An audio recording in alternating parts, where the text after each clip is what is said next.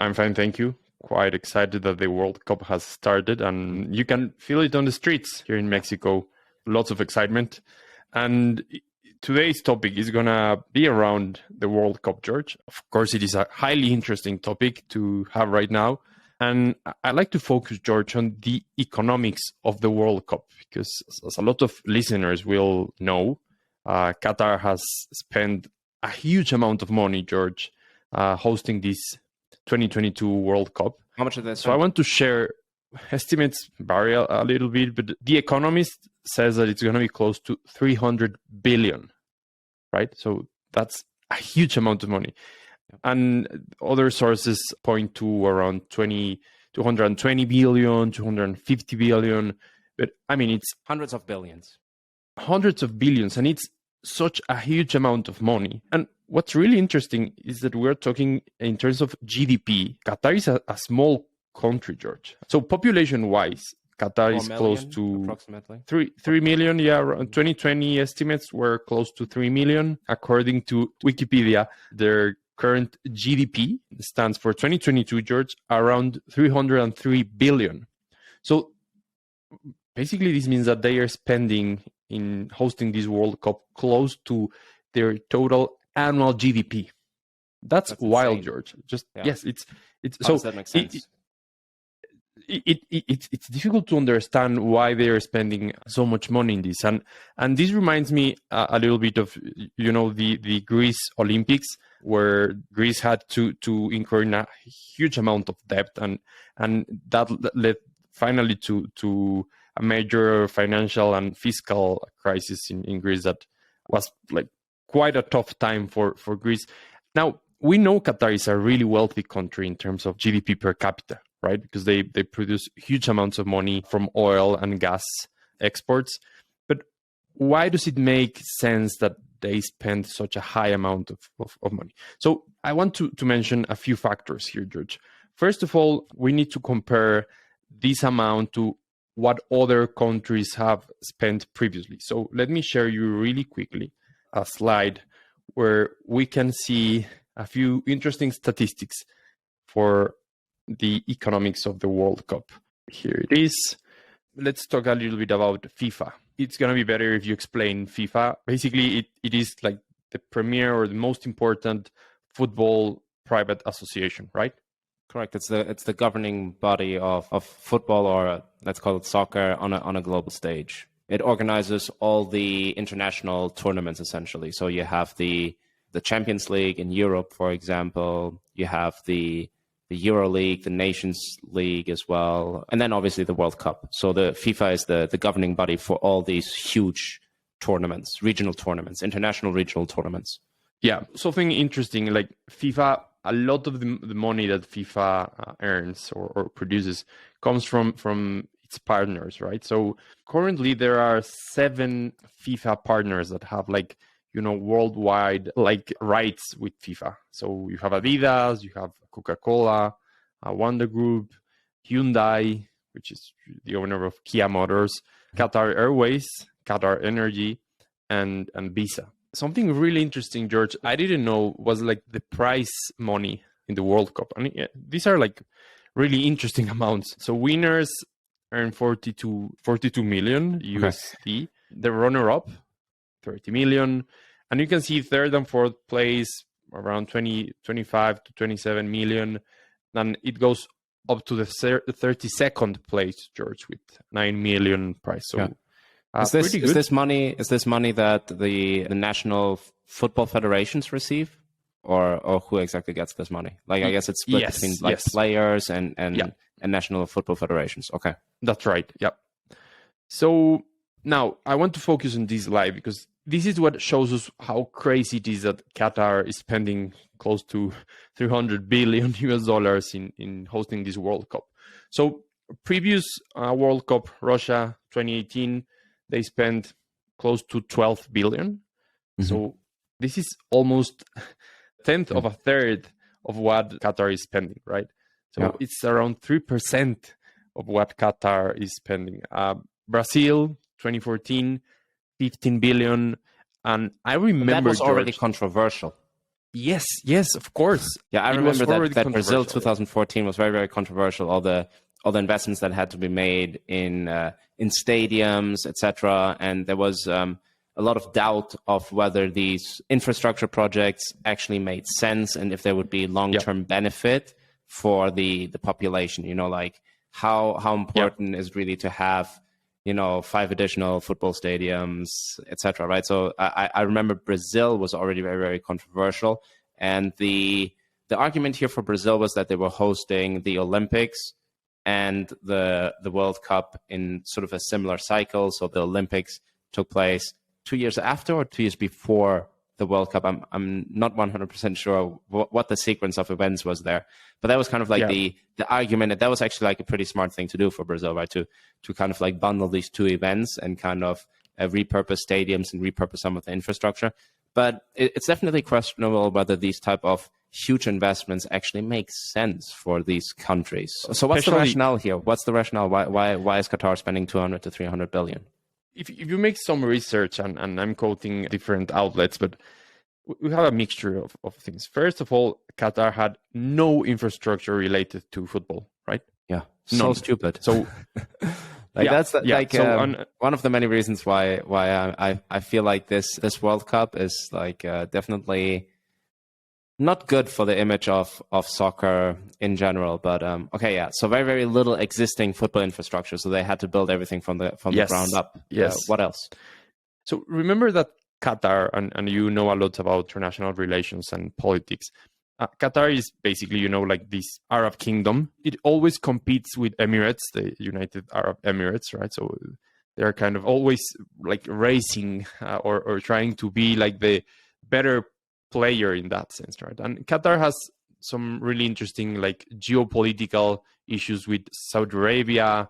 Qatar is quite close to Iran. In some sense, what a lot of experts say, George, is that Qatar wants to position itself, as similar to what Dubai or Abu Dhabi have been doing in the last decades. Qatar wants to use this World Cup as a way to position itself like on the world stage, as a really wealthy, powerful, modern Arab state.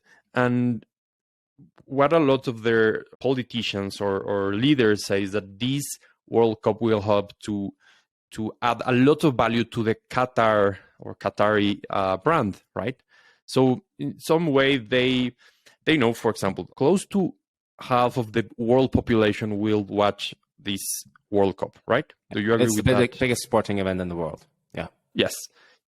So they know that this will bring Qatar to so many TVs around the world. So they feel that it's worth trying to bring the Qatar brand up.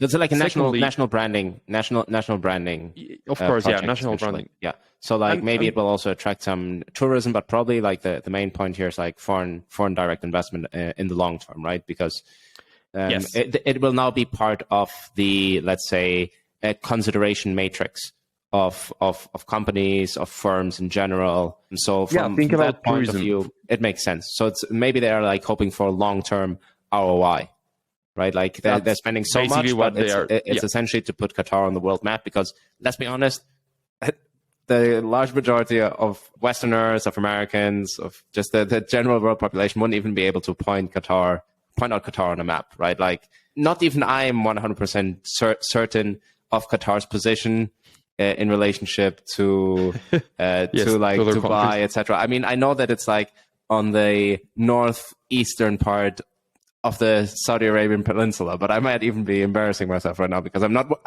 100% sure of Qatar's geographic position, and I'm really good at geography. So I think it kind of like literally it's supposed to put Qatar on the map, right? That's the idea. So their main argument is that all the infrastructure that they are building and all the publicity, all the branding that this will help Qatar develop, it's worth it. And a lot of economists and analysts say that this is a huge amount of money. What we need to consider here, George, is that there is also a very important political factor, which is these are not democracies. Most of the Arab states are kingdoms or they have some sort of dictatorship, right? So we know that Qatar is controlled by like a royal family. And it sounds crazy, George, but it's like when you met some people with a lot of money, and they want to spend a lot of money in a very expensive car or a luxurious house just to kind of show off. So this is also a way of Qatar, and specifically those in power in Qatar, to show their wealth, to show how prosperous Qatar is. So what we also know is that the politics of ostentation. Yes, that's so interesting here, because like it reinforces. So like that's actually really, really important, because like I can kind of like go into like a little bit of a political science lecture. I'm not going to do that, but basically political legitimacy in non-Western countries has a very, very different rationale, right? Like in Western countries, legitimacy stems from democratic victories, and then also sort of the performance, which then leads to more democratic, let's say, success for a political party, and that's where political regimes generate their legitimacy. That's the rationale, right? It's that's the rationale that reinforces political legitimacy in Western countries. Essentially, democracy, and then also generating results. So there's a lot of different ways on how democracy can manifest itself. One way to think about democracy is just by the electoral rules and sort of deciding who gets to govern. But then there's also, that's kind of the input of democracy. You could say, the input is the elections, but then there's also democratic output, which is that the particular public policies actually help the country, help the people. So the elections and all the rules that make up democracy are the democratic input, but then the democratic output are the policies that lead to prosperity, to social security, to stability, etc. Right? So that's the democratic output that generates legitimacy for political regimes, and that's the logic that we have in Western nations.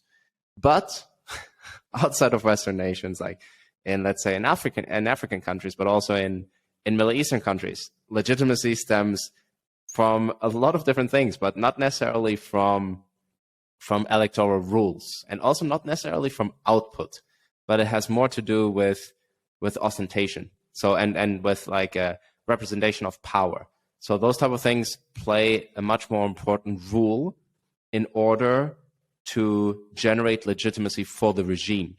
So that's why you have a lot of like African leaders are very ostentatious, that just have over the top, luxurious kind of presentation of their persona, etc. Because and you see the same thing in the Middle East. So it's basically that the wealth of the political leader and the wealth of the political regime and everyone associated with the political regime, and the ostentatious image of that regime actually is what generates legitimacy. So that's kind of the explanation. That's so interesting. And there is lots of evidence that this is related to that. Something really interesting, George. So just to like wind up here and understand it. So of course, Qatar is gambling with the World Cup to develop different sorts of infrastructure. Qatar is basically an oil producing country, a gas producing country. So they want to somehow diversify from that. So of course they believe that in the long term, this will help Qatar to develop its country image, its country brand, attract tourism, and compete a lot more with other like more touristy or more well-known countries in the region. United Arab Emirates, it's Dubai, Abu Dhabi. Those are good examples. Something just to close this topic, George. Qatar had some, political tensions with some other Arab countries in the last few years. For example, Egypt, Saudi Arabia, the UAE. They were they invaded, or they were at war with Saudi Arabia in the early 1990s, correct? If I'm not That's mistaken. correct. And something that happened a couple of years ago is that some of these countries closed their borders with Qatar. Like Saudi Arabia, for example, says that like they are really angry with Qatar's relation with Iran, which is like a strong enemy of Saudi Arabia. But something interesting happened a few months ago, like all this sort of Arab League against Qatar decided to reopen borders, of course, because they want to benefit. They know that this World Cup will bring a lot of attention to the region. And I mean, you just need to watch your Instagram, and you will see that some of your friends or people that you know that are currently in the World Cup, they none of my friends. Well, we have people some friends in common maybe, that yeah, we have some friends in common that that are right there, and something is interesting is that I don't use Instagram. They are not staying just in Doha, for example. They stay in Dubai, Abu Dhabi, because you know it's if you're traveling such a long distance, let's say from any Western country, well, it makes sense to visit around, right? So that's really interesting. But yeah, so basically, we will see in the years to come if this was a good investment for Qatar or just a crazy white elephant sort of investment, you know. Just imagine Mexico spending a full year of its GDP hosting a World Cup. So that will mean like spending $1 trillion US dollars hosting a World Cup. It's crazy. I mean, it's such a huge amount of money. And of course, because this is, you know, not a democratic regime, and something that we know is that like locals, people from Qatar or the local population has really high standards of living.